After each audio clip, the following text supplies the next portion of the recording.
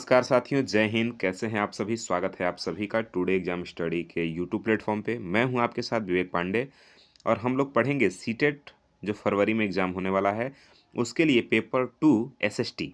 ठीक है ना? जो पेपर 2 में एसएसटी से देना चाह रहे हैं एग्ज़ाम, ये वीडियो उनके लिए है। तो इस वीडियो में लास्ट तक बने रहिए। ये वीडियो काफ़ी ज़्यादा महत्वपूर्ण आप सबके लिए होने वाला है। इसमें हम तीनों पार्ट को देखेंगे। हिस्ट्री, ज्योग्राफी और पॉलिटी तीनों पार्ट भाग को हम लोग देखने वाले हैं। ये क्लास सेकंड है आपका, ठीक है?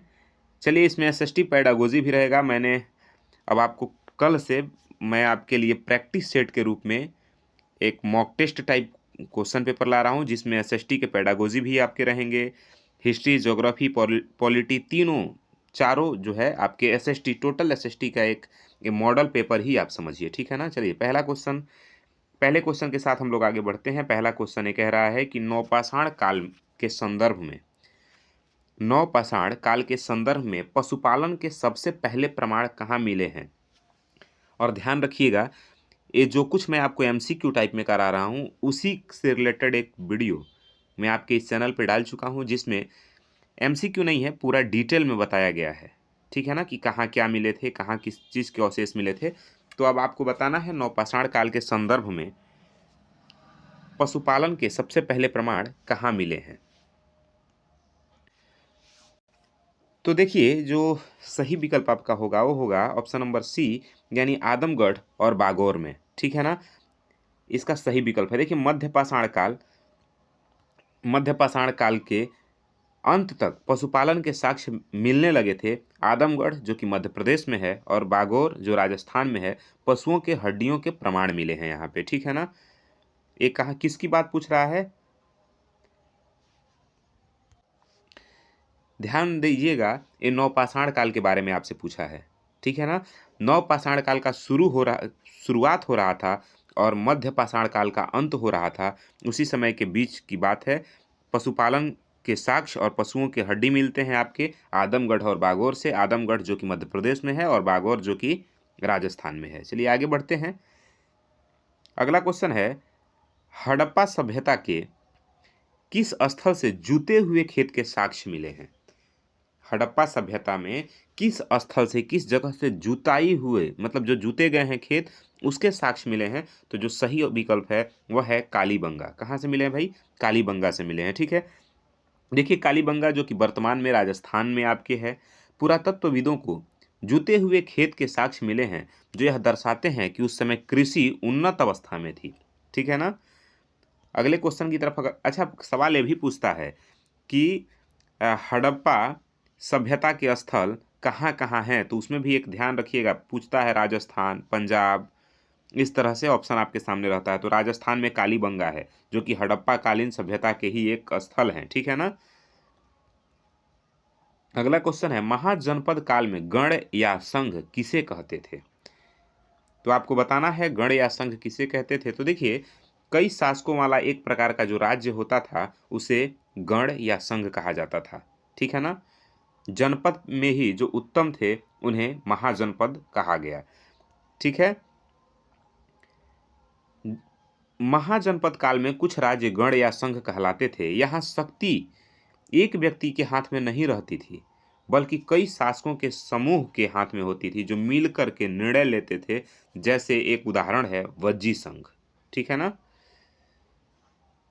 आगे अगला क्वेश्चन है, मिलिंद पन्हो किस बौद्ध भिक्षुक और किस शासक के बीच का संवाद है? मिलिंद पन्हो जो है, किस बौद्ध भिक्षुक और किस शासक के बीच का ये संवाद है? तो ये है नागसेन और मिंडार, यानी मिलिंद के बीच के संवाद है।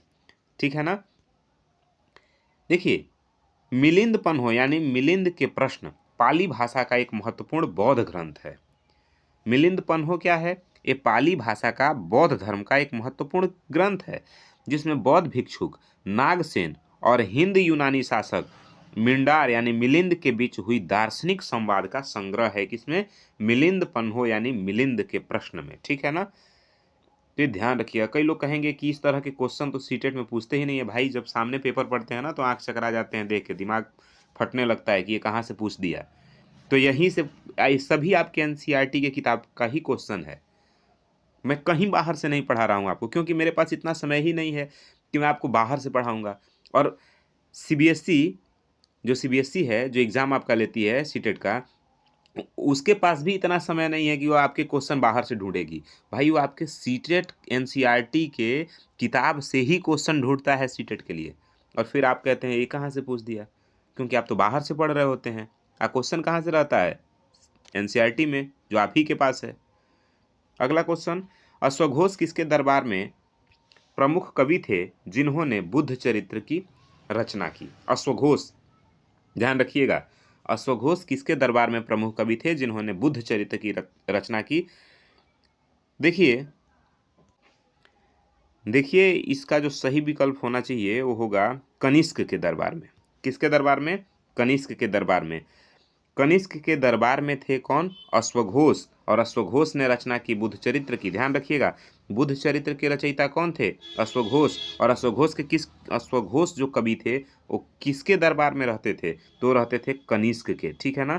किसके दरबार में? कनिष्क के दरबार में। अगले क्वेश्चन की तरफ हम बढ़ते हैं। अश्वघोष जो कुषाण शासक कनिष्क, अच्छा ये भी ध्यान रखिएगा, जो कनिष्क था वो कुषाण वंश का शासक था। ठीक है ना? तो अशोक कुषाण शासक कनिष्क के दरबार में रहते थे। उन्होंने संस्कृत में बुद्ध चरित नामक महाकाव्य की रचना की, जिसमें बुद्ध की जीवनी का वर्णन है। ठीक है? अगला क्वेश्चन है, गुप्त काल में महारौली लौह स्तंभ किस धातु कार्य की उत्कृष्ट गुणवत्ता का प्रतीक है? तो यह है लोहे का। किसका है भाई? लोहा का। ठीक है ना? दिल्ली में आप देखेंगे, दिल्ली में जो कुतुब मीनार परिसर में स्थित महारौली का लौह स्तंभ है, जो 1600 वर्षों से अधिक पुराने होने के बावजूद भी जंग नहीं लगने के लिए प्रसिद्ध है, जो प्राचीन भारतीय धातु विज्ञान की उन्नत तकनीक को दर्शाता है। देखिए, ये आपके एनसीईआरटी के हिस्ट्री वाले किताब में है। समझ में आ रहा है? जब आप दिल्ली सल्तनत वाला पाठ देखेंगे तो उसी में कहीं आगे पीछे इधर उधर है आपके कुतुब मीनार के बारे में भी। उसमें बताया गया है कि 1600 वर्ष से अधिक पुराना हो गया है, उसमें जंग नहीं लगा है, इसलिए वो प्रसिद्ध है। तो वह दिखाता है कि हमारे भारत की धातु विज्ञान कितनी उन्नत थी। ठीक है ना? आगे बढ़ते हैं। एहोल किस राजवंश की राजधानी थी और मंदिरों का केंद्र था? बताना है आपको। एहोल जो था वो किस राजवंश की राजधानी थी और वहां मंदिरों का केंद्र था? वो जगह कौन सा है? तो वो जगह है एहोल। ठीक है ना? लेकिन वो किस वंश की, राजवंश की राजधानी थी, ये आपको बताना है। तो देखिए, ये जो थी ना, वो चालुक्य वंश का राजधानी था। चालुक्य वंश की राजधानी थी, जहां मंदिरों का केंद्र कहा जाता था। एहोल को मंदिरों का केंद्र कहा जाता था, जो चालुक्य वंश की राजधानी हुआ करती थी। ठीक है ना? ये आपके किताब से ही उठाया गया है, एनसीईआरटी की किताब से। एहोल जो है वो बादामी के चालुक्यों की प्राथमिक राजधानी थी, यानी प्रारंभिक राजधानी थी, और इसे अक्सर भारतीय मंदिर वास्तुकला का पालना कहा जाता है। भारतीय मंदिर वास्तुकला का पालना किसे कहा जाता है? तो ये कहा जाता है एहोल को। एहोल किसकी राजधानी थी? तो ये चालुक्यों की राजधानी थी। ठीक है ना? चालुक्यों की प्रारंभिक राजधानी कहाँ थी? तो एहोल में थी। ध्यान ध्यान रखिएगा आप लोग। ठीक है? अगला क्वेश्चन देखिए, अगला क्वेश्चन है, रजिया सुल्तान किस सल्तनत की शासिका थी? तो बताएंगे आप। 4 विकल्प आपके सामने दिख रहा है। देखिए, इसका जो सही विकल्प है वह है गुलाम वंश। कौन सा वंश भाई? गुलाम वंश। देखिए, इसका जो सही विकल्प होगा वो होगा गुलाम वंश। ठीक है ना? रजिया सुल्तान गुलाम वंश, गुलाम सल्तनत की शासिका थी। ठीक है ना? देखिए, बात है ये रजिया सुल्तान की, तो ये इल्तुतमिश की बेटी थी और 1236 से लेकर 1240 तक दिल्ली सल्तनत की शासिका रही। वह मध्यकालीन भारत की पहली और अंतिम महिला मुस्लिम शासिका बनी थी। ठीक है ना? चलिए अगले क्वेश्चन पे चलते हैं। अगला क्वेश्चन है, सुलह ए कुल। ठीक है ना? सुलह ए कुल की नीति किस मुगल सम्राट द्वारा अपनाई गई थी? यह अपनाई गई थी किसके द्वारा? अकबर के द्वारा। किसके द्वारा भाई? अकबर के द्वारा। अगला क्वेश्चन है, शिवाजी के प्रशासन में अष्ट प्रधान क्या था? देखिए शिवाजी के शासन में ना 8 मंत्रियों का जो परिषद होता था उसे अष्टप्रधान के नाम से जाना जाता था। ये भी आपके किताब में ही है।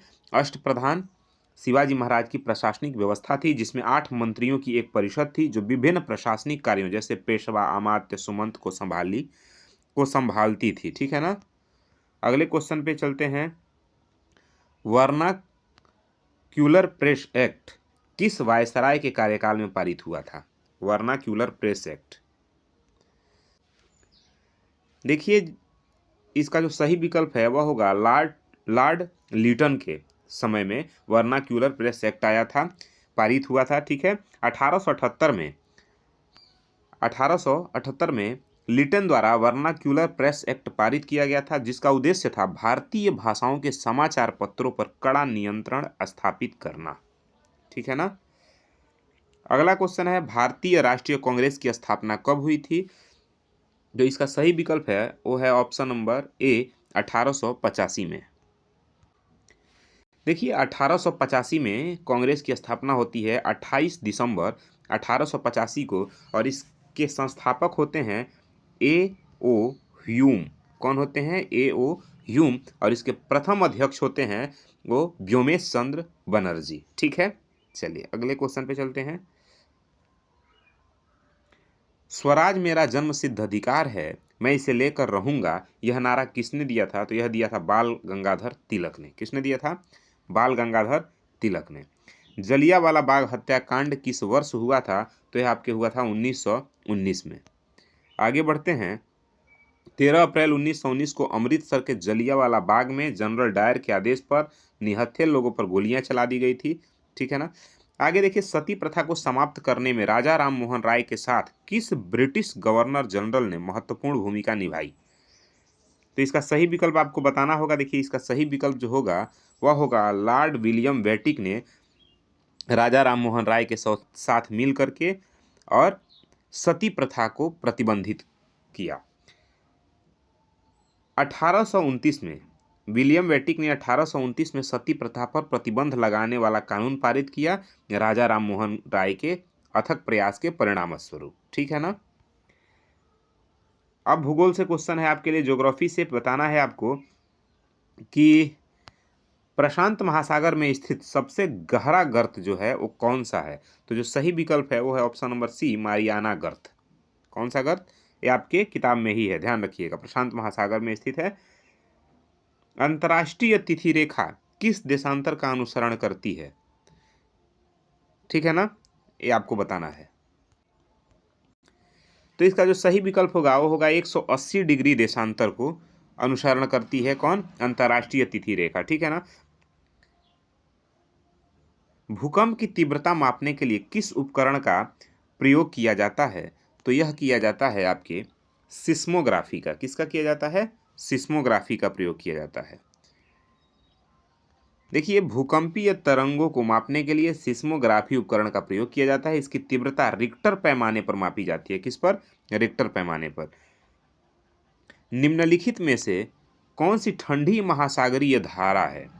तो यह है लेब्राडोर की धारा। कौन सी धारा? लेब्राडोर की धारा। ठीक है। चलिए आगे बढ़ते हैं। देखिए लेब्राडोर की जो धारा है और आर्कटिक क्षेत्र से आती है और एक ठंडी धारा है। गल्फ स्ट्रीम और ब्राजील धारा गर्म धाराएं हैं। गल्फ स्ट्रीम और ब्राजील धारा एक गर्म धाराएं हैं, लेकिन आर्कटिक क्षेत्र से आती है जो धारा लेब्राडोर वह एक ठंडी धारा है। अगले क्वेश्चन की तरफ बढ़ते हैं। वो है चिनूक स्थानीय पवनें कहाँ चलती हैं? तो यह आपकी चलती हैं रॉकी पर्वत पे जो उत्तरी अमेरिका में है। ठीक है ना? कौन से पर्वत पे? रॉकी। चिनूक जो स्थानीय पवन है वो रॉकी पर्वत पे चलती है जो उत्तरी अमेरिका में है। देखिए चिनूक उत्तरी अमेरिका में रॉकी पर्वत के पूर्वी ढलानों पर चलने वाली एक गर्म और शुष्क हवा है जिन्हें स्नो ईटर यानी हिम पक्षी भी कहा जाता है क्योंकि ये बर्फ पिघला देती है। क्या करती है भाई? ये बर्फ को पिघला देती है, इसीलिए इसको हिम भक्षी कहा जाता है। क्या कहा जाता है? हिम भक्षी। बात समझिए। जो चिनूक है वो उत्तरी अमेरिका में रॉकी पर्वत के पूर्वी ढलानों पर चलने वाली गर्म और शुष्क हवा है, जिन्हें स्नो ईटर यानी हिमभक्षी भी कहा जाता है। क्यों हिमभक्षी? क्योंकि हिम को यानी बर्फ को भक्ष मतलब समाप्त कर देता है, पिघला देता है। अगले क्वेश्चन पे चलते हैं। अगला क्वेश्चन है, ओजोन परत वायुमंडल के किस भाग में पाई जाती है? तो यह पाया जाता है भाई समताप मंडल में। किस भाग में? समताप मंडल में।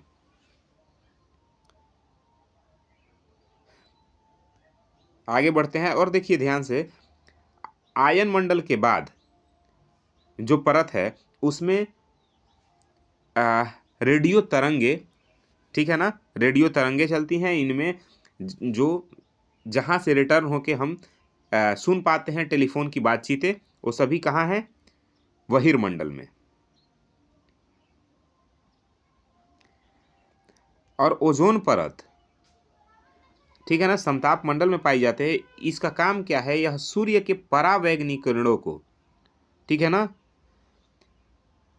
परावैंगनी किरणों को अवशोषित करके पृथ्वी पर आने से रोकती है। अगला क्वेश्चन है, सुंदरवन डेल्टा निर्माण करने वाली प्रमुख नदियां कौन कौन सी हैं? तो देखिए यह दो नदी हैं, एक है गंगा और एक है ब्रह्मपुत्रा। ये दो नदियों के बीच में जो बनता है उसी का नाम है सुंदरवन डेल्टा, ठीक है ना। देखिए गंगा और ब्रह्मपुत्र नदियां मिलकर दुनिया का सबसे बड़ा और सबसे तेजी से बढ़ने वाले डेल्टा यानी सुंदरवन डेल्टा बनाती है, जो पश्चिम बंगाल और बांग्लादेश में स्थित है, ठीक है ना। अगले क्वेश्चन की तरफ बढ़े। अगला क्वेश्चन है, रबर किस प्रकार की वनस्पति का एक प्रमुख वृक्ष है? तो यह है आपके उष्णकटिबंधीय वर्षा वन यानी सदाबहार वन के, ठीक है ना। अच्छा, सुंदरवन डेल्टा में भी सदाबहार वृक्ष पाए जाते हैं, ठीक है ना, सदाबहार वन। चलिए आगे बढ़ते हैं। रबर भूमध्य रेखीय क्षेत्रों के उष्णकटिबंधीय वर्षा वनों का मूल निवासी है, जहां प्रचुर वर्षा और उच्च तापमान की आवश्यकता होती है, ठीक है ना। रबी फसल का उदाहरण कौन सा है इसमें से? तो वह है चावल यानी धान, ठीक है ना। सॉरी, खरीफ फसल। कौन सी फसल? खरीफ। और जायद में क्या क्या आता है? जायद में ककड़ी, खीरा, ठीक है ना, तरबूज, खरबूज, ये सभी जायद की फसलें हैं। खरीफ की फसलें जो जून जुलाई में बोई जाती हैं, ठीक है ना, और सितंबर अक्टूबर में काटी जाती हैं, वो सभी फसलें जैसे इसमें आती हैं चावल, मक्का, ज्वार, बाजरा, कपास, ठीक है ना, ये सभी खरीफ की फसलें हैं। चावल, मक्का, ज्वार, बाजरा, कपास, ये सभी किसकी फसल हैं? खरीफ की, जो जून जुलाई में बोई जाती है और सितंबर अक्टूबर में काटी जाती है। पेट्रोलियम किस प्रकार की चट्टानों में पाया जाता है? तो यह पाया जाता है अवसादी चट्टानों में। किसमें? अवसादी चट्टानों में। पेट्रोलियम प्राकृतिक गैस अवसादी चट्टानों की परतों के बीच पाए जाते हैं, क्योंकि इन चट्टानों का निर्माण मृत जीवी और पौधों की अवशेषों से होता है। अगला क्वेश्चन है, विश्व की सबसे लंबी पर्वत श्रृंखला एडीज किस महाद्वीप में स्थित है? देखिए इसका सही विकल्प जो होगा वो होगा ऑप्शन नंबर सी, दक्षिण अमेरिका में स्थित है एडीज पर्वतमाला, ठीक है ना। एडीज पर्वत श्रृंखला दक्षिण अमेरिका के पश्चिम तट के समानांतर फैली हुई है और यह विश्व की सबसे लंबी महाद्वीपीय पर्वत श्रृंखला है, ठीक है। अगले क्वेश्चन की तरफ चलते हैं। अगला क्वेश्चन है, ज्वालामुखी से निकलने वाले सबसे प्रचुर गैस कौन सी है?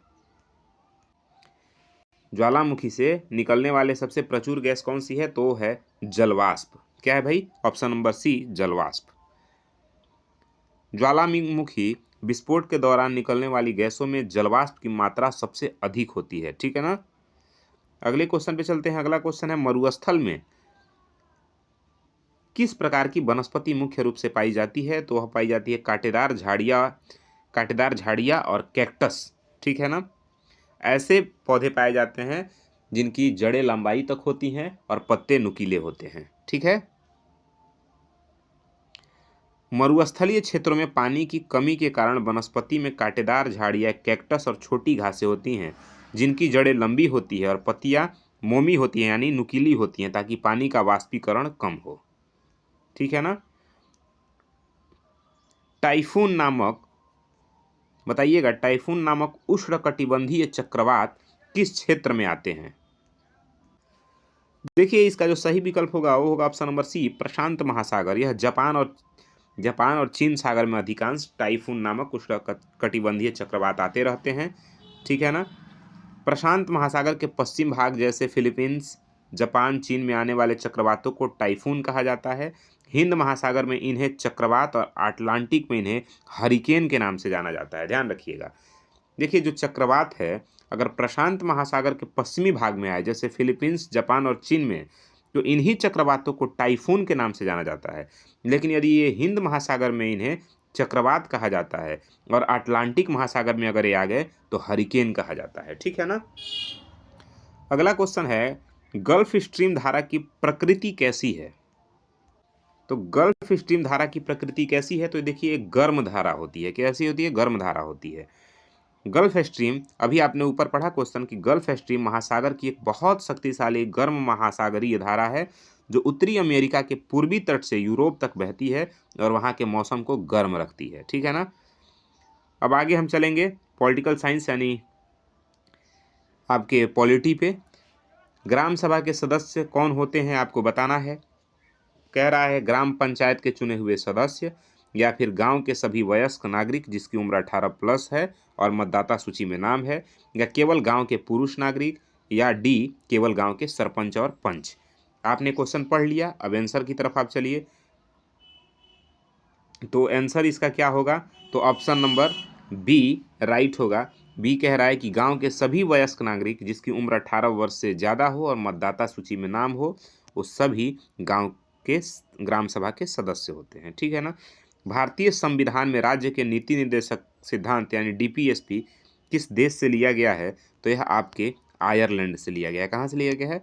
आयरलैंड से, ठीक है ना। लोकसभा अध्यक्ष यानी स्पीकर अपना त्याग पत्र किसे सौंपते हैं, किसे संबोधित करते हैं? देखिए लोकसभा के जो स्पीकर होते हैं वो अपना त्याग पत्र लोकसभा के उपाध्यक्ष को देते हैं, ठीक है ना। किसको देते हैं? उपाध्यक्ष को। आगे बढ़ते हैं, भारतीय संविधान की 8वीं अनुसूची किससे संबंधित है? तो वह है मान्यता प्राप्त भाषाओं से, ठीक है ना। 8वीं अनुसूची में जो भाषाएं हैं भाषा से संबंधित है 8वीं अनुसूची। 22 भाषाएं हैं, आप सभी जानते होंगे। 8वीं अनुसूची में भारतीय संविधान द्वारा मान्यता प्राप्त 22 आधिकारिक भाषाओं को सूचीबद्ध किया गया। अगला क्वेश्चन है, अविश्वास प्रस्ताव संसद के किस सदन में पेश किया जाता है? तो आप पाएंगे कि इसको केवल लोकसभा में पेश किया जाता है। कहाँ? केवल लोकसभा में। अविश्वास प्रस्ताव केवल लोकसभा यानी निचले सदन में ही पेश किया जाता है, क्योंकि मंत्रिपरिषद सामूहिक रूप से लोकसभा के प्रति उत्तरदायी होती है। अगला क्वेश्चन है, धर्मनिरपेक्षता का मुख्य सिद्धांत क्या है? तो यह देखिए, यह है सभी धर्मों को समान अधिकार देना, सभी धर्मों को समान सम्मान देना, ठीक है ना। अगले क्वेश्चन की तरफ अगर हम बढ़ें तो अगला क्वेश्चन कह रहा है, यूनिवर्सल एडल्ट फ्रेंचाइजी यानी सार्वभौमिकी वयस्क मताधिकार सुनिश्चित करता है कि? क्या सुनिश्चित करता है? तो यह सुनिश्चित करता है कि धर्म, जाति या लिंग की परवाह किए बिना सभी वयस्कों को वोट देने का अधिकार हो, ठीक है ना। अगले क्वेश्चन की तरफ अगर हम चलें तो अगला क्वेश्चन है, भारत के वर्तमान मुख्य न्यायाधीश यानी सीजेआई की नियुक्ति कौन करता है? तो यह करते हैं भारत के राष्ट्रपति। कौन करते हैं? भारत के राष्ट्रपति। मौलिक कर्तव्यों को भारतीय संविधान में किस संशोधन द्वारा जोड़ा गया? यह क्वेश्चन आपको बताना है। देखिए इसका जो सही विकल्प है वह है 42वां संविधान संशोधन 1976 के द्वारा सरदार स्वर्ण सिंह समिति के अनुशंसा पे, ठीक है ना। मानवाधिकार दिवस कब मनाया जाता है? तो यह मनाया जाता है 10 दिसंबर को। कब मनाया जाता है भाई?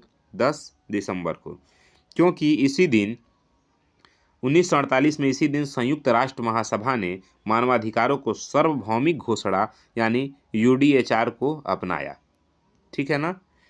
भारत में किसी राज्य के मुख्यमंत्री की नियुक्ति कौन करता है? तो वहाँ के राज्यपाल करते हैं। कौन करता है? राज्यपाल। भारत में सूचना का अधिकार अधिनियम आरटीआई एक्ट किस वर्ष लागू हुआ? तो यह हुआ 2005 में, सूचना का अधिकार अधिनियम 2005। चलिए आगे बढ़ते हैं। केलोजियम प्रणाली किससे संबंधित है? तो यह न्यायिक नियुक्ति से संबंधित है। किससे संबंधित है? न्यायिक नियुक्ति से। अगला क्वेश्चन है, भारतीय संविधान की प्रस्तावना कहाँ से शुरू होती है? तो शुरू होती है हम भारत के लोग भारत को एक संपूर्ण प्रभुत्व संपन्न समाजवादी धर्मनिरपेक्ष, इस तरह से है प्रस्तावना, पढ़ लीजिएगा। ठीक है। अगला क्वेश्चन है, भारत में नगर निगम का प्रमुख कौन होता है? देखिए, भारत में नगर निगम का जो प्रमुख होता है उसे महापौर या मेयर कहते हैं। ठीक है ना, ऑप्शन नंबर सी राइट है। अब अगला है शिक्षा शास्त्र यानी एसएसटी पेडागोजी से रिलेटेड क्वेश्चन। ये आपको बताना है, सामाजिक विज्ञान की कक्षा में भूमिका निर्वाह विधि का उपयोग क्यों किया जाता है? तो यह किया जाता है छात्रों को ऐतिहासिक घटनाओं का अनुभव करने और सहानुभूति विकसित करने में मदद करने के लिए। ठीक है ना। देखिए, भूमिका निर्वाह एक सक्रिय शिक्षण रणनीति है जो छात्रों को विभिन्न ऐतिहासिक या सामाजिक परिदृश्यों में पात्रों के दृष्टिकोण से सोचने पर मजबूर करती है, जिससे वे बेहतर समझ और सहानुभूति विकसित करते हैं। ठीक है ना। अगले क्वेश्चन की तरफ बढ़ें। सामाजिक विज्ञान के शिक्षक के रूप में आप छात्रों में आलोचनात्मक सोच यानी क्रिटिकल थिंकिंग को कैसे प्रोत्साहित करेंगे? बताइए। क्वेश्चन देख लीजिए, ऑप्शन देखिए, इसके पढ़ लिए। देखिए, इसका जो सही विकल्प होगा वो ऑप्शन नंबर होगा सी, छात्रों को प्रश्न पूछेंगे, छात्रों का विश्लेषण करेंगे और निष्कर्ष निकालने के लिए प्रोत्साहित करेंगे। ये इसी तरह से हम क्रिटिकल थिंकिंग की जांच कर सकते हैं। अगले क्वेश्चन की तरफ बढ़ें। सतत और व्यापक मूल्यांकन यानी सीसीई का मुख्य उद्देश्य क्या है? देखिए, इसका जो सही उद्देश्य है वह है सीखने की प्रक्रिया के दौरान छात्रों की प्रगति की लगातार निगरानी करना और अंतराल को भरना। यही सीसीई यानी सतत व्यापक मूल्यांकन का उद्देश्य होता है। अगला क्वेश्चन है, एक शिक्षिका लैंगिक रूढ़िवादिता यानी देखिए, एक शिक्षिका लैंगिक रूढ़िवादिता पर कक्षा में चर्चा करना चाहती है। इसके लिए सबसे उपयुक्त शिक्षण सामग्री क्या होगी? तो इसका सही विकल्प आपको बताना है। देखिए, विकल्प को पढ़ लीजिए। इसका जो सही विकल्प होगा ना वो होगा ऑप्शन नंबर बी, समाज में पुरुषों और महिलाओं द्वारा किए जाने वाले कार्यों के वास्तविक जीवन के उदाहरण और तस्वीरें दिखाकर। बात समझ में आ रहा है? मतलब जो काम महिला भी कर रही हैं और पुरुष भी कर रहा है, ऐसे चीज़ों को दिखा करके आप उदाहरण पेश कर सकते हैं। ठीक है ना। अगला क्वेश्चन है, सामाजिक विज्ञान शिक्षण में समस्या समाधान विधि का पहला चरण क्या है? यानी प्रॉब्लम सॉल्विंग जो मेथड है उसका पहला चरण क्या होता है? तो इसका पहला चरण होता है समस्या को परिभाषित करना यानी पहचानना। ठीक है ना। तभी तो समाधान करिएगा आप। समस्या समाधान विधि में सबसे पहला काम होता है समस्या को परिभाषित करिए, फिर मतलब उसको पहचानिए। ठीक है ना। अगला क्वेश्चन है, सामाजिक विज्ञान की पाठ्य पुस्तकों में मानचित्र यानी मैप का प्रयोग डैश के विकास के लिए महत्वपूर्ण है। किसके विकास के लिए महत्वपूर्ण है? तो यह आपके स्पेशल थिंकिंग, ठीक है ना, स्थानीय सोच और दिशा ज्ञान के लिए। ठीक है ना। यह स्थानीय सोच और दिशा ज्ञान के लिए महत्वपूर्ण होता है, जिसमें छात्रों को दूरी, दिशा, भौगोलिक परिदृश्य के बीच, ठीक है ना, संबंध को समझने में मदद करता है। कक्षा में चर्चा विधि, डिस्कशन मेथड कब सबसे ज़्यादा प्रभावी होता है आपको बताना है। तो ऑप्शन नंबर बी राइट है, जब विषय विवादास्पद होता है और छात्रों के पास पूर्व ज्ञान होता है तब यह डिस्कशन मेथड काम करता है, तब प्रभावी होता है। ठीक है ना। जैसे देखिए, पर्यावरण नीति और जब छात्रों के विषय की बुनियादी समझ होती है, जैसे मान लीजिए पहले से हमको किसी चीज़ के बारे में जानकारी है, ठीक है ना, तब हम उस पर चर्चा कर सकते हैं। चर्चा विधि उन विषयों के लिए सबसे अच्छी है जिनके कई पहलू या संभावित समाधान होते हैं और हमें पहले से कुछ जानकारी होते हैं। फील्ड ट्रिप यानी क्षेत्र भ्रमण के बाद एक शिक्षिका को क्या करना चाहिए? तो बताइए, ऑप्शन पढ़िए। ए आपके क्या करना चाहिए? देखिए, कक्षा में अनुभव पर चर्चा करना जरूरी है। बच्चे जो घूम के आए उस अनुभव पे चर्चा करना और सीखने को पाठचर्या से जोड़ना ही क्षेत्र भ्रमण का सही तरीका है। सामाजिक विज्ञान में प्रश्नोत्तर विधि यानी क्विज आयोजित करने का क्या लाभ होता है? तो यह छात्रों को ज्ञान को तुरंत जांचता है और सीखने में प्रेरणा बढ़ाता है। क्विज यानी प्रश्नोत्तर विधि, ठीक है ना, प्रश्नोत्तरी विधि, ठीक है ना। अगला क्वेश्चन है, सामाजिक विज्ञान शिक्षण में बहुविषयक दृष्टिकोण का क्या अर्थ है? तो आप विकल्प पढ़िए और बताइए सही विकल्प क्या होगा। तो इसका सही विकल्प होगा कि यह एक विषय जैसे इतिहास को दूसरे विषय जैसे भूगोल या नागरिक शास्त्र के साथ जोड़ करके पढ़ाना ही क्या कहलाता है? बहुविषयक दृष्टिकोण, ठीक है ना। देखिए, बहुविषयक दृष्टिकोण का मतलब है वास्तविक दुनिया की समस्याओं को बेहतर ढंग से समझने में मदद करता है, क्योंकि सामाजिक मुद्दे अक्सर कई विषयों को आपस में जोड़ते हैं, जैसे गरीबी का इतिहास, भूगोल और राजनीतिक तीनों से संबंध स्थापित करके, ठीक है ना। अगले क्वेश्चन की तरफ अगर हम चलें तो कक्षा 6 के छात्रों को पृथ्वी की गतियां पढ़ाते समय सबसे उपयुक्त शिक्षण सामग्री क्या होगी? ठीक है ना। तो देखिए, पृथ्वी की जब आप गति पढ़ा रहे हैं तो ग्लोब और चार्ट जो है सबसे ग्लोब और टार्च जो है वो सबसे महत्वपूर्ण आपके सहायक सामग्री हो सकती है, ठीक है ना। ग्लोब और टार्च, क्योंकि ग्लोब में टार्च मार के ग्लोब की सहायता से आप पृथ्वी की गति को दिखा सकते हैं, ठीक है ना। जैसे टार्च को आप सूरज बना लिए और ग्लोब को आप पृथ्वी बना लिए, और उपयोग करके पृथ्वी के घूर्णन को आप और परिक्रमण को और दिन और रात को और मौसम परिवर्तन की अवधारणाओं को व्यवहारिक रूप से आप गतिविधि द्वारा समझा सकते हैं, ठीक है ना। फॉर्मेटिव असेसमेंट मतलब रचनात्मक मूल्यांकन का उद्देश्य क्या होता है? ऑप्शन पढ़िए और बताइए इसका सही उद्देश्य क्या होता है। तो इसका विकल्प है ऑप्शन नंबर बी, शिक्षण अधिगम प्रक्रिया के दौरान छात्रों की प्रगति की निगरानी करना ही क्या कहलाता है? रचनात्मक मूल्यांकन कहलाता है, ठीक है। अगला क्वेश्चन है, सामाजिक विज्ञान में गतिविधि आधारित शिक्षण, ठीक है ना, गतिविधि आधारित शिक्षण यानी एक्टिविटी बेस्ड लर्निंग किस सिद्धांत पर आधारित है? तो यह होता है करके सीखने पर, यानी लर्निंग बाय डूइंग, करके सीखना, ठीक है ना। गतिविधि आधारित शिक्षण इसी पे निर्भर है कि आप उस चीज को करके या फिर सीखिए कि ये कैसे होता है, ठीक है ना। उसमें बच्चा एक्टिव रहता है, सक्रिय रहता है, ठीक है। अगला क्वेश्चन है क्वेश्चन नंबर 59 कह रहा है, यदि छात्र कक्षा में रुचि नहीं ले रहा है तो शिक्षक को क्या करना चाहिए? तो देखिए, शिक्षक को क्या करना चाहिए? शिक्षण विधि या विषय वस्तु को बदलकर उसे अधिक रोचक और प्रासंगिक बनाना चाहिए, ताकि बच्चे का इंटरेस्ट बढ़े, ठीक है ना।